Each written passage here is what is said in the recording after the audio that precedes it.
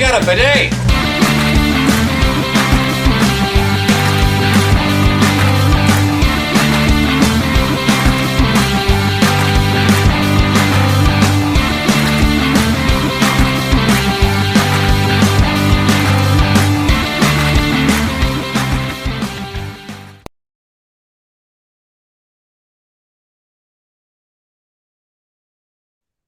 Hey everybody, and welcome back for another video. In today's video, we are talking about the brand new Avatar movie. Sarah and I just got back from seeing it, and we want to tell you our thoughts about it. Also talk about what's happening in the movie. So there will be spoilers in a little bit. But before we get into all that, we kind of want to talk to you about like where we're coming from with this movie as far as our knowledge base, because it kind of plays a little bit into the movie. Sarah, how much did you know before we went into the movie? So I watched the first Avatar around the time when it first came out, maybe a year after or something, because I don't think I saw it in theaters, but I saw it at home. And it came out in 2009, so I probably saw it right around 2009, 2010, so well over 10 years ago. And I have not watched it since. Which is actually before we even met, quite a few years. Yep. Um, for me, I rewatched the first one, I think a couple of months ago in two different sittings. It is a long movie, just like this one. So you can kind of get the idea that we've been exposed to the first one, but we don't remember it verbatim or anything like that. Our knowledge of Avatar is definitely not our knowledge of Star Wars, so to speak. We also have experienced the rides at Disney World. So, you kind of get a little bit of a feel of the world, at least for Avatar, when you go on those. We've actually lived and breathed and been in the Na'vi village, so that's kind of fun. But getting into the new movie, Avatar: The Way of Water, uh, if you have not seen the first one in a while and you don't remember a whole lot, I would recommend watching the movie or watching some sort of recap on YouTube, because you do not get a recap in the beginning of this movie. It's been, like Sarah said, quite some time since the other one, and they're expecting you to remember a decent amount. This movie starts with kind of doing this is where we've been as far as when the first movie left off, and then like in between movies, so to speak. They cover that where the humans, I'll call them humans versus Na'vi. The humans are coming back and trying to basically redo what they were doing from the first movie, and being dominant about trying to get what they wanted from the planet of Pandora. They're not successful the second time around, because we see the main character talking about how they, removed them from their second attempt. Then the humans get this bright idea of, they had the captain from the original film. He did like a memory log, and what they did is that they put all these memories in a chip, and they made an avatar for him and then stuck his memories in the avatar. So it's not the same person, but it is a being with the memories of a character that died. And this is actually where the main part, or I would say the main story, is coming from. This is what it fuels off of. And it's the idea that there's this general living in this body, and he realizes that there is a person out there that killed him originally, and he wants to seek revenge on said character. So what that does. Before you get too much further in, I just want to point out where we are in the timeline. There's been, I'm going to say around 15 years or so have passed since the first movie in the world of Pandora. And we know this because in the very beginning recap of what's happened since the first movie, he has accumulated 4 kids. He's had 4 kids, and the oldest is, I'm gonna say, around 15, give or take a couple years. So just to kind of give us a heads up on, how much time has passed since the first movie. Yeah, there has been a decent time jump. That's good to mention. Um, but yeah, the general is out to seek revenge, and the humans feel that maybe the environment of Pandora will treat them differently if the general goes in as a Na'vi. The reason why this is a problem is because every time they send their ships to Pandora, even the creatures there take them out within about 10 minutes, they said. So by putting the general in an avatar, they're hoping to trick the creatures of Pandora into believing that they are one of them so that they can get in there and start doing what they had planned to do in the first movie all over again. The general leads a group of people that are from the first movie. As I'm backwards, got from the first movie as well. It's interesting to me because some of the stuff, like his dialogue, is even from the first film.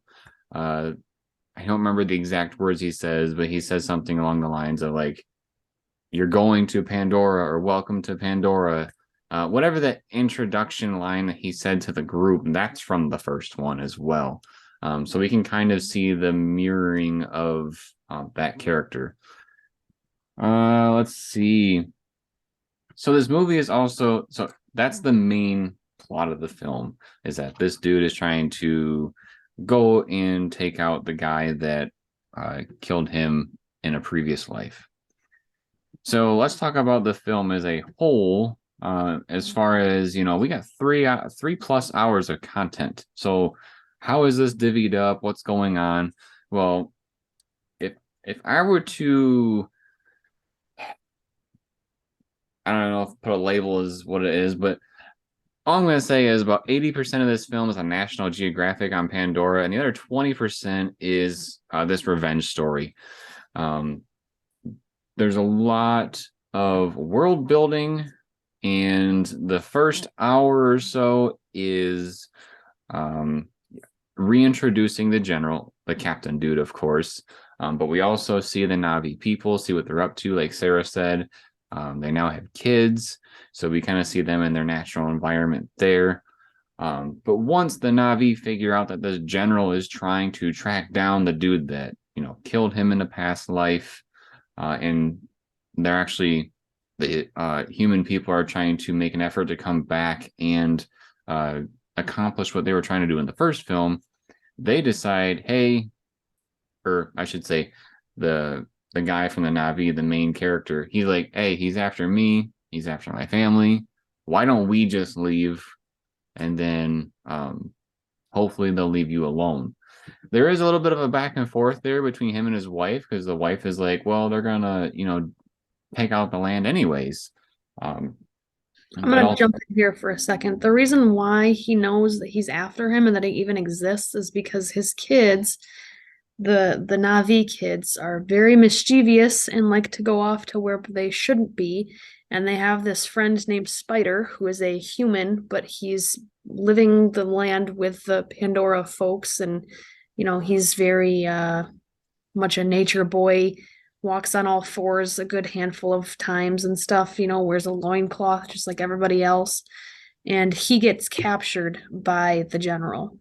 And that's when they decide, okay, they're after us. We need to get out of here. Yeah. So then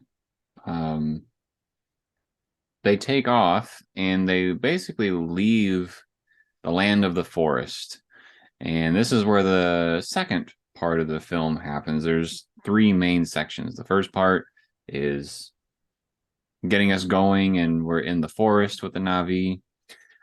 The second part is where the Way of Water starts to come into play. They're going to meet a group. It's kind of like a different species of Na'vi, so to speak, a little bit.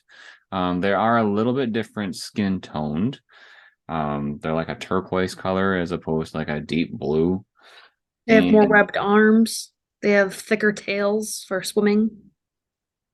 Yep. And they also, um, the land Navi or the forest Navi, they, have connections more to these flying creatures out in the land, whereas these people that are living off the water, they have more of a connection to the creatures in the water. Um, they have big whales that they're interacting with. I think Sarah's picture there shows one of the small creatures that also is in the water. Kind of looks like a barracuda in a way. Um, Reminds me of a crocodile mixed with an eel and mixed with butterfly wings. yeah, that's a good way to put it. But they go to meet these people. The people aren't very thrilled that they're there at first, simply because they feel that the Na'vi that are running from the war will bring the war to them. Um, Spoiler alert, they do. yeah, that's what the third part's about. But the whole second part of the film is kind of like the first film where they explore all the different things about the Na'vi, but now they're gonna do it for this water people. So, like the whole middle of this film is like a National Geographic about the water area of Pandora. Um, we're learning about the tribe. We're learning about their connection to the animals. Um, there's also like a spirit tree under the water. Um, all these interesting things about just their way of life.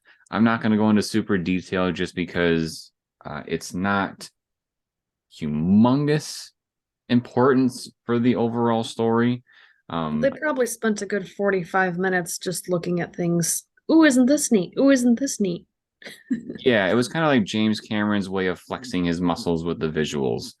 I There will were say, some there were some little story building parts mixed into it, but they were very minute compared to how much time he took to explore.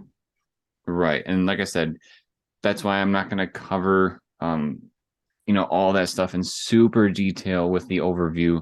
I'm just trying to get the main point of what's happening. Uh, just because over 3 hours of content, there's way too much that we would have to cover. Um, so yeah, we kind of get, like I said, a National Geographic of that section of the Pandora world. Um, but one of there's two things going on here in this water area as far as where the humans are coming from. Um, the captain, obviously, he's still seeking out to find the Navi that killed him in the first movie, and also the company that the humans are from, they're searching for something because they were searching for something in the forest. Now they're searching for something in the water. Um, the plan to draw out the Navi that fled, they're first going like village to village in this area and just burning the villages until they can try to get some information on where these Navi ran to. It's not working, so they feel, well, let's try to draw them out a different way. And so what they do is they basically poach one of these whale creatures that have a connection to the Navi, and this is used to draw out the children because one of the kids made a connection to one of the whales with the little tail thing going on. And, with that connection, they know that something's going on. They go out to the whale, they get ambushed. Sarah thinks that's hilarious. Sorry. The connection with the tail thing, just the way you said it so nonchalant, like no big deal. It's just it caught me off guard. It's kind of a weird thing in the film. I was trying to glaze over it. But the humans catch up, they capture the children, and that's when both the Navi that ran away and the water people are going to go with them to take on the humans. So we know about the captain that's trying to take out the Navi that are on the run, but the people are trying to actually poach these whales because there is like a serum or a liquid or whatever you want to call it in the brains of these things that apparently is the answer to stopping aging for humans. And they have like a tube that's like the size of a microphone, and they say this thing is worth like $80 million. So we get to see that not only are they trying to get stuff from the forest, but there's also stuff from on Pandora in the water area for the humans to try to extract. Um, they do interject some politics into this from the real world, because when the humans are taking this stuff, they leave the rest of the whale behind. They just throw it overboard, which is a big thing in our world as far as people that poach different animals, take a souvenir, and then leave the body to rot, and which leads to endangered species. So they're trying to, get on that topic as well. Ultimately, what comes out of this is that there is a clash between the humans and the Na'vi, and it's a big battle sequence, just like the first movie, but this time instead of in the forest, it's on water. We lose one of the sons. Yeah, one of the sons is killed, which one of the Na'vi sons, like the fleeing people, and we get to a point where the general is gonna slit the throat of another person or another child, and the mom of the Na'vi, she has her knife up against the human that's been with the Na'vi for so long that Sarah mentioned before. That dude is actually the son of the captain from before. So that's why the captain is like putting his guard down at this point, because even though he feels that he's not the same person, he still has a connection because of memories and whatnot. So he puts his knife down, and then the husband or the dad Na'vi character dukes it out with the captain. This ends up being kind of pointless because they duke it out and they're trying to kill each other, and the captain ends up being strangled under the water, and he's left for dead. But his son goes after him and brings him back to the surface and lets him live. So we sit there for about 20 to 25 minutes, only to be shown that we wasted our time. Ultimately, the Na'vi have now a connection. The traveling Na'vi have a connection to the water stuff. They take their son that died and leave him like in a ceremony that the water Na'vi people normally do. And because their son is now with their people, the water Na'vi and the forest Na'vi now believe that they are one. They are together. They consider each other brothers and sisters, so to speak. And that's kind of the end of the film. It's 3+ hours of looking at the planet, seeing what it has to offer in, like I said, pretty much National Geographic form, and then a small little plot that goes along the way. It is very much trying to show off what they can do with technology with films. That's about it. Did you mention Spider's ending? As far as what? Spider is the captain's son. I was trying to look something up. The whole saving captain and being the new son of the Na'vi. Did you get that? Yeah. Okay. Okay. So what I was trying to look up, because I thought for darn sure that Spider was played by the kid that plays Carl in Shameless. I was wrong. It Oh is no. not him. He looks very similar to him and sounds very similar to him, at least to me, but it's not him. It's somebody else. Spider is played by somebody named Jack Champion, who hasn't been in a whole lot. Apparently, he was like a side character in one of the Avengers movies or something like that. Maybe he's been in some other things, but nothing that I recognized. But anyway, I thought for sure it was Carl from Shameless. It's not. So I'm sorry to disappoint you. Yeah, I'm very disappointed. I will say, when you told me that in the theater, I was kind of wondering, like, I don't know if that would be him simply because James Cameron filmed like 2, 3, and 4 right after the first one. And I think he was really young at that point. I feel like they would have to be making it within the last couple of years for it to be the proper age connection. But yeah, he does look a lot like him. Um, I kind of felt throughout the movie, I don't know if our viewers have watched the show Land of the Lost. Probably haven't seen the TV show from the 90s, but I grew up with it. But he felt like the little monkey character in that one, where they seem out of place because they really are. Um, but it's interesting, I guess, to have them along the way. Funny you Um, say that because one of the Navi girls calls him Monkey Boy at one point. I did not remember that. That's funny. The dad Navi character refers to him as a stray cat that won't go away, because he's raised as a human, but because he's on Pandora, he's also being raised as a Navi. Hopefully we did the story justice for you as far as the overall idea of what's going on. But let's get into some thoughts. So, Sarah, what did you think of this movie? I thought it was all right. I struggled a lot with the story because it's been so long since I've seen the first one, and I was told by a certain somebody that there'd be a recap, so I didn't bother to look one up before watching this movie. I apologize. Jeremy. So do not be fooled. There is no recap at the beginning of what happened in the first movie. They only go over what's happened since the first movie. Luckily, I remembered at least a basic understanding of what an avatar person is.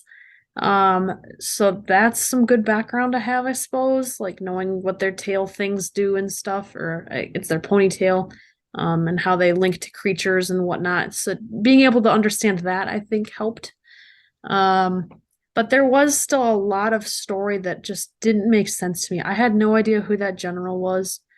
At first, I thought the bald dude that was telling him who he was when he was like first waking up from his coma, I thought that was our main character, but like in another time jump or something because I really didn't understand what was going on. It was extremely confusing. And that's pretty close to the beginning of the movie to start out on such a rocky foot was really difficult because you're like, oh boy, I don't know what's going on. There's 3 hours left. I'm in trouble. Um, but Jeremy helped me a little bit with that, and I understood enough to kind of just glaze over it, I guess, or just take it for what it is and move on. There were some other side story things that I thought were pretty confusing, especially one of the daughters, her backstory. And she keeps talking about this lady that I think is her mom, but it's not the Navi mom, but they don't know who her dad is. And I don't really understand her story. Um, the two Navi brothers, I think, were pretty hard to differentiate between the two. They kept saying one was older, one was younger, but it really was only by a couple of years, and they looked very similar. At the end of the movie, I was asking Jeremy, okay, so one of the there's three instances that happen with one of the brothers. I don't know which of these things is happening to which brother, but the three things we're talking about is one of them makes a connection with one of the whale type creatures who's an outcast. Okay. Two is one of them kind of is like flirting with this girl because she's so pretty and stuff like that. She And was then pretty. She she was pretty she Navi. she was pretty, yeah, she was pretty looking. I just was, it's teenage love. Um and then three is one of the brothers dies. I don't know if all three of these things were the same character. I don't know if it was the older brother or the younger brother that these things happened to. I'm assuming some of these were for the older brother, some of them were for the younger brother, but I really don't know. I just know it happened to one of them because their characters looked too similar and didn't have enough to differentiate them from. They didn't call them by their names enough for me to really pick up on their names, like, oh, that's so and so. And I think that's, I know the older sister had a nickname of Kitty, and I remembered Spider. but those are probably the only two names I remember from the entire 3 hour movie. Yeah, I'm looking at the characters on IMDb, just trying to see if any of the actors that played those the Navi characters are familiar. And no, but even looking at the character names and like, yeah, I definitely didn't pick up on that. I don't know if I could even read these. I'm also terrible at reading names. This is true. Um, so aside from those things, because those things caused me to have some trouble in terms of understanding small parts of the story, but if you put those things aside, the visuals were fantastic. It was really neat. As Jeremy said, it was kind of like a National Geographic of the Pandora world. And being that we had somewhat recently been to Disney World and gone to the Avatar area, it's kind of like, oh, I was just there. So it's pretty neat to be able to make that connection and hear some of the music that sounded familiar from the theme park and probably familiar from the first movie too, if you've seen that recently. Um, so that part of it I thought was really cool to see, and I did really enjoy that stuff. Seeing the creatures, like this one that's behind my Zoom background, they got some weird looking creatures. Um, but I don't know. I overall I thought it was a pretty decent movie. I think if I had seen the first one somewhat recently, I would have enjoyed it a bit more because I would have understood some more of the characters that were reintroduced, like the general. Um, I really didn't, I guess one last thing that I really didn't like was the fact that Spider saved the general at the end because they kept going back and forth between I'm your son. I'm not your son. You're my dad. You're not my dad. Like, because of him being reincarnated and all that stuff. Like, okay, you don't know who this guy is. Even if it is your dad in a reincarnated form, he's been spending this entire movie trying to kill you and your family and your siblings and the person who has basically been your dad since you were a toddler or a born or whoever, the Navi dad has been acting like a father figure to him. So here's this guy who's like, hey, I'm your dad, but I've been killing your family this whole time. Will you save me? And he saves them. Like, even for a kid, I don't buy it. I think he should have left him in the dust. But that's enough of my thoughts for now. What did you think, Jeremy? Um, I thought this movie was okay. I wasn't excited after we watched it, but I didn't think it was trash either. Um, the visuals is the best part about the film. And I'm not talking like action sequences or um plot driven stuff. I'm talking just visually seeing the world um and I seeing what they can appreciated that it was a very bright movie. yeah. And just seeing what the world of Pandora is like outside of the forest area. A couple of things that I had issues with, or just things that I recognized. I will piggyback off of Sarah's thing with the general not dying. Um, Coming out of the first film and going into this one, I was really wondering, what was going to be um, the enemy or villain, so to speak. And I feel like because of the route that they went, this almost felt like a um, reimagining of the first one, but in water. Just because all the characters are the same, the threat level is the same for the most part. Um, and the whole dynamic at the end, it like I said when I was doing the recap, it felt like you wasted your time because the general survived. Also, kind of going along that same subject, when the general was going around and burning villages, there were times where it looked like he might start killing some of the other Na'vi, and he didn't. He just decided to just burn the villages. I thought it would have been great for this film to have to be a little more daring and to go that extra mile with the killing of just a couple of them, just to kind of get the point across of how serious he is.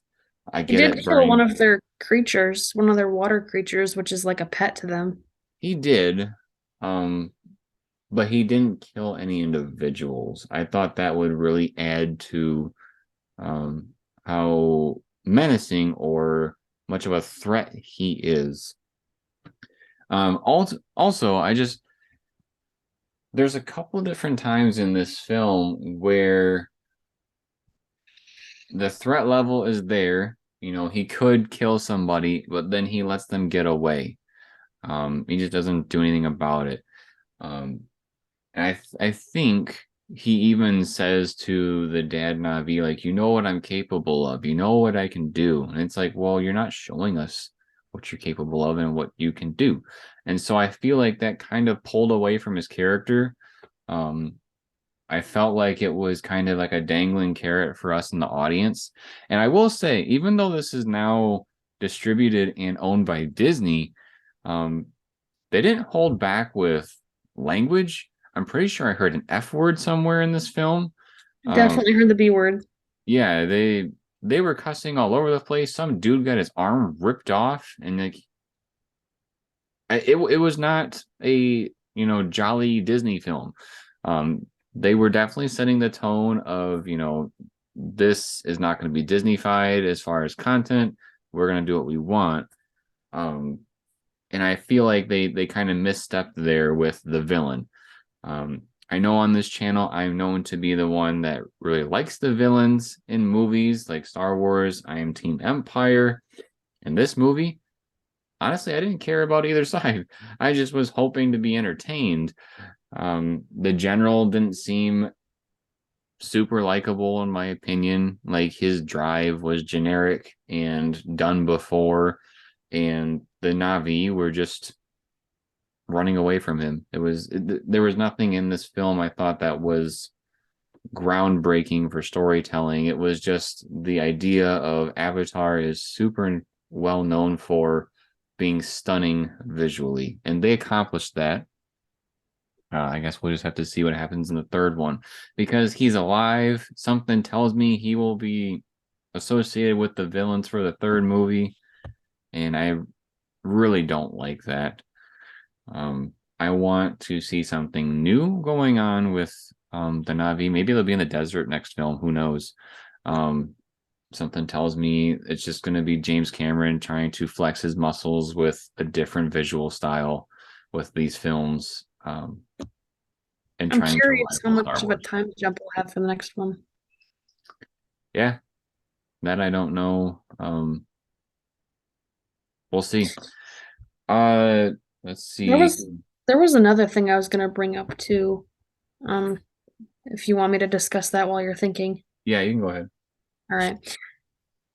The character Spider and the other two boys, the Navi boys, said, "Bro, way too much, okay? This is like a parent trying to be hip and cool and saying these things because that's what all the cool kids are saying nowadays. I'm not saying I'm one of these cool kids because I sound ridiculous when I try to talk like that to the point where I do it just to be funny. But come on, bro, let's do this, bro. Okay, over here, bro. Like it was just over and over and over in a time or two. Okay. But as much as they did, I mean, they probably said it at least 20 times in 3 hours. That's a lot. I It was think a lot. I would say it was kind of out of place. Um, we were actually talking about this as we were leaving the theater, and I was saying how it's interesting to me that they weren't even born and raised on Earth. So like, would How did that they pick really up on be these mannerisms that today's kids are doing? yeah, would they really pick up on that? I mean, I don't know. It doesn't seem practical. It seems like they're trying to identify with today's crowd with the different things that they're saying, but it didn't seem like that fit in the world. Um, Seemed forced. I guess some positives out of this.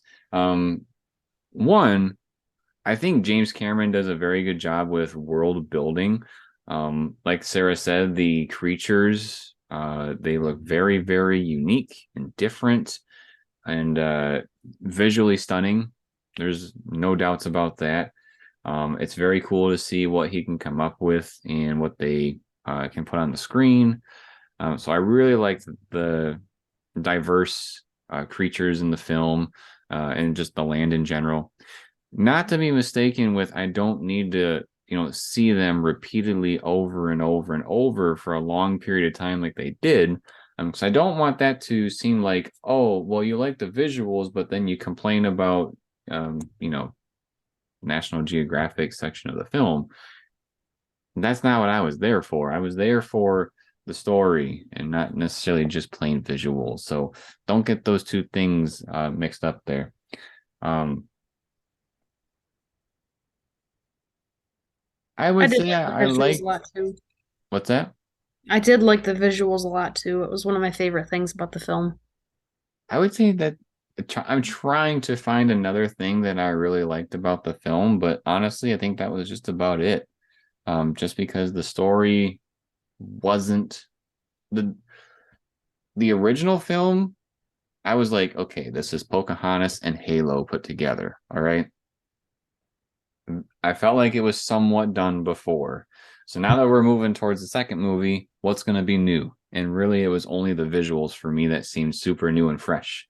Um, so I don't have a whole lot of things to say that I really liked about it, unfortunately. But it wasn't a terrible film. I think they could have edited a decent amount out to trim it down to maybe like a 2.5 to 2 hours and 40 minutes and not what I think it was like 3 hours and 15 minutes or something. It did seem a little long. Um, I didn't feel like the movie moved fast enough to make me feel like it wasn't long. So that's kind of my thought on the film. I'm, I guess, interested to see the third movie. I don't think that this movie I don't think it equates to having such the huge turnaround with money, so to speak. I think a lot of people are seeing this film, one, because they like the first one, obviously. Two, they know that the first one was a success. So even if they haven't seen the first one, they're probably going to see this knowing that the first one did something right. So they're trying to find something out of this film that they did right. And honestly, what they did right was the same thing as the first one, visuals. So, are there anything else you want to say about the film? I'm going to take a stand right now and say I disagree with James Cameron saying it's okay to take bathroom breaks because you're going to see it again. I do not plan to see this in theaters again. No, I do I not either. I don't know that I'll even see it again before the third one, to be totally honest. It was neat, but now that it's done, I'm like, okay, I don't really need to see that again. I will say use the bathroom before you go because it is a long movie. Yeah. There were a handful of people in our theater that were getting up because they had to go to the bathroom. Um, but yeah, do that so you don't have to get up. Um, One thing that will be a little bit different going forward with the next one as opposed to going into this one is that I believe the next one is supposed to come out in 2 years and not 13 years. So I think it'll be a little bit different as far as, with Sarah and I going into that one. We'll probably remember a decent amount more than what we did for the first one. That way, I should have been pointing that way. Um, so yeah, we'll see what happens with the third one. Maybe we'll see it in theaters. I don't know. I feel like We'll I see. would have I feel like I would have enjoyed seeing this one in the comfort of my own home as opposed to the theater. Um, yeah. So we talked about the new Avatar movie. Let us know if you agree or disagree. Are we just terrible moviegoers, or was this movie actually phenomenal? You let us know in the comments, I'm sure. But if you enjoyed this type of video, make sure to subscribe to the channel and like the video. Drop us a comment letting us know your thoughts on Avatar, The Way of Water. And also, uh, I don't know. I think I already said comments. So, uh, as always, everybody, thank you for watching. We'll see you next time.